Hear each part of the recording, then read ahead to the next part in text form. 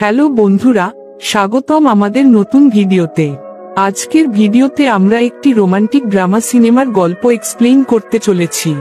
গল্পে আমরা এক মহিলাকে দেখতে পাবো যার একটি সুন্দর গৃহপরিচারিকা আছে। এই মহিলা তার গৃহপরিচারিকার খুব ঘনিষ্ঠ হয়ে পড়ে, কিন্তু তার স্বামীর তা একদমই পছন্দ হয় না। যখনই স্বামী স্ত্রী ঘনিষ্ঠ হতেন, সেই গৃহপরিচারিকা তাদের দেখত। তিনজনের মধ্যে সম্পর্কটা আসলে কেমন, সেটাই আমরা এই গল্পে দেখব।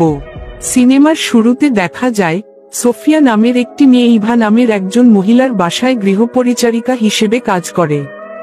যদিও সে চাকরানী, কিন্তু ইভা তাকে নিজের বোনের মতো ভালোবাসে।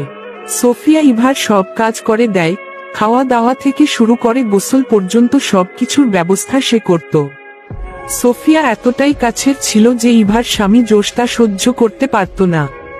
কখনো কখনো ইভা আর জোশ যখন ঘুমিয়ে থাকত, তখন সোফিয়া হঠাৎ ঘরে ঢুকে নিজের কাজ শুরু করত।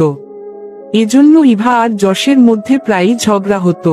আসলে বহু বছর আগে ইভার বাড়িতে আগুন লেগে গিয়েছিল। সেই আগুনে ইভার মা আর সোফিয়ার বাবা মা মারা যান। ইভা আর সোফিয়া কোনোমতে বেঁচে যায়। এরপর ইভার বাবা সোফিয়াকে দত্তক নেন। তখন থেকেই তারা দুই বোনের মতো বড় হয়। তবে সোফিয়ার বাবা মা চাকর ছিল, তাই বড় হয়ে সে বাড়ির